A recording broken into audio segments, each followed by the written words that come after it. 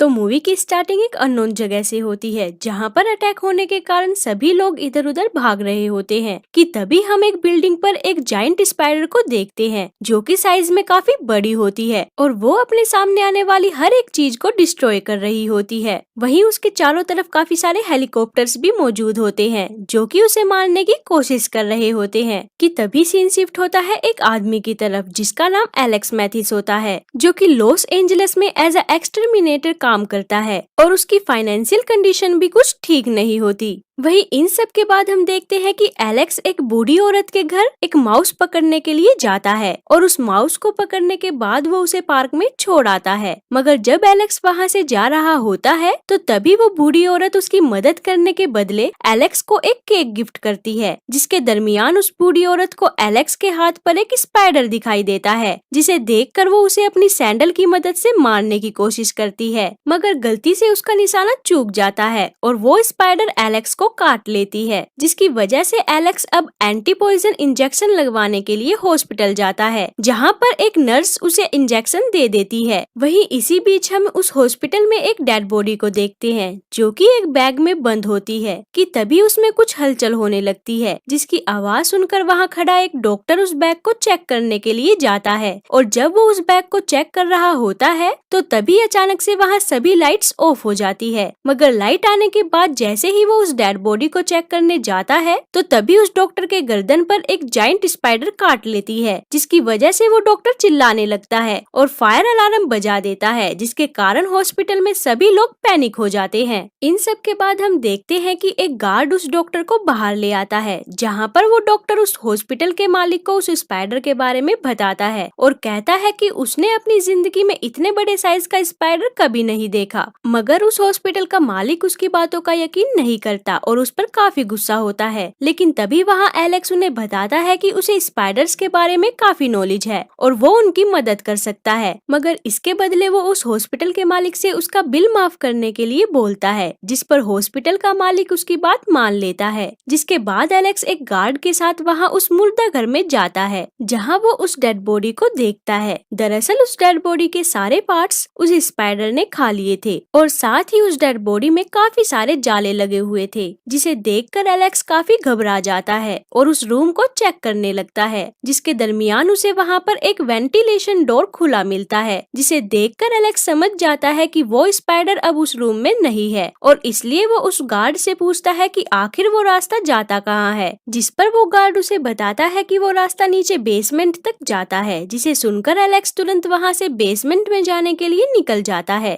वहीं दूसरी तरफ उस हॉस्पिटल में मेजर ब्रैक्सटन टैनर और उनकी lieutenant Curly Brant military task force के साथ हॉस्पिटल आते हैं और उस हॉस्पिटल के मालिक से कहते हैं कि उनके हॉस्पिटल में गलती से एक इन्फेक्शियस डिसीज पेशेंट की डेड बॉडी आ गई है जो कि आपके हॉस्पिटल के दूसरे पेशेंट के लिए काफी खतरनाक हो सकती है। वहीं इन सब बातों के दरमियान हम एक पेशेंट को देखते हैं जो कि उसी हॉस्पिटल में मौजूद होता है और उसके रूम में भी वो स्पाइडर वेंटिलेशन डोर की मदद से आ जाती है और उस पेशेंट को मार देती है। दूसरी तरफ जब ब्रैक्सटन और कैरली को उस पेशेंट के बारे में पता चलता है तो वे तुरंत उसे देखने के लिए चले जाते हैं जहाँ पर उस पेशेंट को देखने के बाद उनका डॉक्टर उन्हें बताता है कि वो स्पाइडर अब साइज में पहले से 4 गुना ज्यादा बड़ी हो गई है। और यहाँ पर हमें पता चलता है कि ब्रैक्सटन और कर्ली उस हॉस्पिटल में किसी डेड बॉडी को लेने के लिए नहीं बल्कि उस स्पाइडर को पकड़ने के लिए आए थे। वहीं आगे हम एलेक्स को देखते हैं जो कि स्पाइडर को ढूंढते हुए नीचे बेसमेंट तक पहुँच जाता है लेकिन उसे कोई आइडिया नहीं होता है कि वो स्पाइडर उसके पीछे है मगर उस स्पाइडर के हमला करने से पहले ही वहाँ कर्ली आ जाती है जो कि उस पर फायरिंग स्टार्ट कर देती है जिसकी वजह से वो स्पाइडर वहाँ से भाग जाता है। जिसके बाद एलेक्स और कर्ली दोनों मिलकर उस स्पाइडर को ढूंढने लगते हैं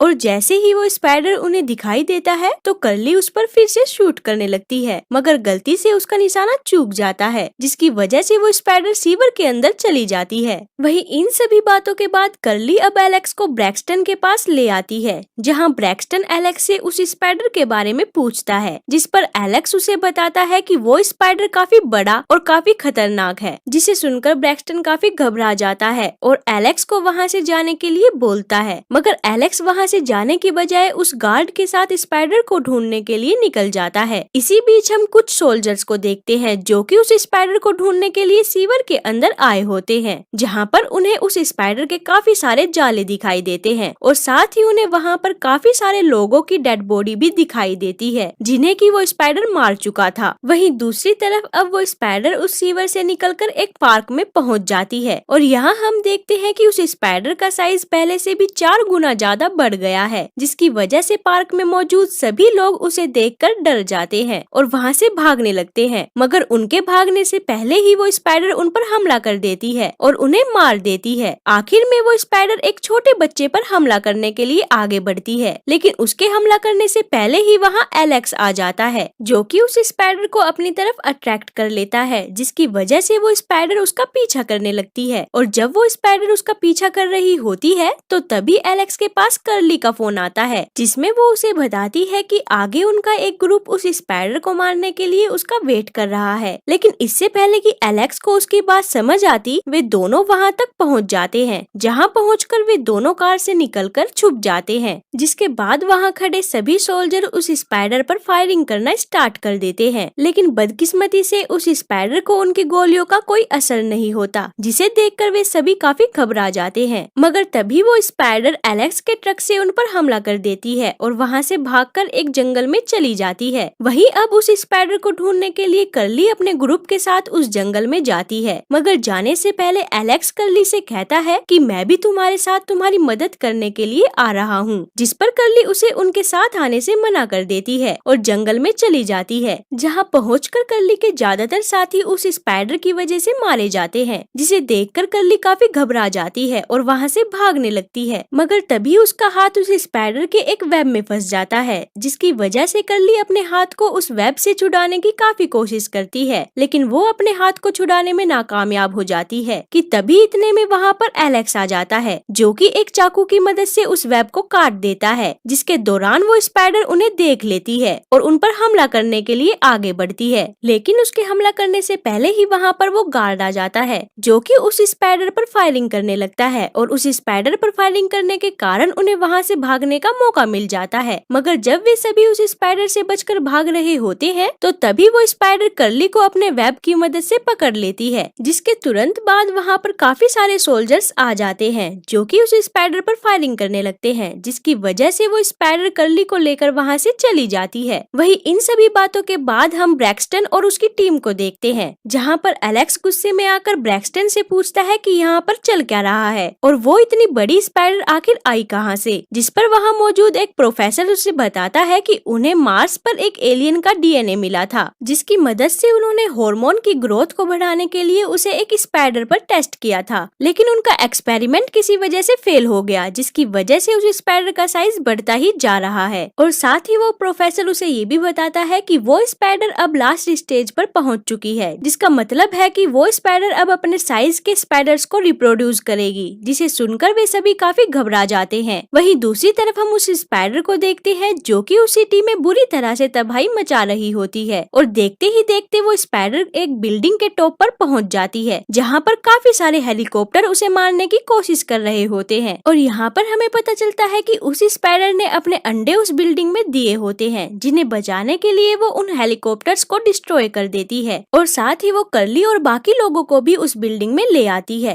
ताकि अंडों से बाहर निकलने पर बाकी स्पाइडर्स उन्हें खा सके। वहीं एलेक्स को जब ये बात पता चलती है तो वो तुरंत कर्ली को बचाने के लिए वहाँ से निकल जाता है और उस बिल्डिंग में पहुँच जाता है, जहाँ पर उसे कर्ली भी मिल जाती है जो कि अभी भी जिंदा होती है और साथ ही उसे वहाँ पर काफी सारे लोग भी दिखाई देते हैं जो कि उस स्पाइडर के वेब में फंसे होते हैं। मगर जब एलेक्स उन्हें बचाने की कोशिश कर रहा होता है तो तभी वे बेबी स्पाइडर्स अपने अंडों से बाहर आने लगते हैं, जिन्हें देखकर वे सभी काफी घबरा जाते हैं और वहाँ से भागने लगते हैं। वहीं इसी बीच हम उस स्पाइडर को देखते हैं जिस पर काफी सारे जेट्स हमला कर देते हैं, जिसकी वजह से वो स्पाइडर उस बिल्डिंग से नीचे गिर जाती है और उस स्पाइडर को नीचे गिरता देख वे सभी सोचते हैं कि वो स्पाइडर अब मर चुकी है। मगर तभी वो स्पाइडर फिर से उठ जाती है और उन पर हमला करने के लिए आगे बढ़ती है, जिसे देखकर एलेक्स अपने फ्रेंड से कार में से एक रॉकेट लॉन्चर लाने के लिए बोलता है और बस ये कहने के बाद एलेक्स उस स्पाइडर की ओर बढ़ने लगता है और मौका देखकर उस स्पाइडर पर रॉकेट लॉन्चर से शूट कर देता है, जिसकी वजह से वो स्पाइडर ब्लास्ट हो जाती है और मर जाती है। इसी के साथ हमारी मूवी यहाँ खत्म हो जाती है। तो गाइस, अगर आपको ये वीडियो अच्छी लगी तो लाइक कमेंट जरूर करें और सब्सक्राइब करना ना भूले। तो मिलते हैं फिर अगली वीडियो में।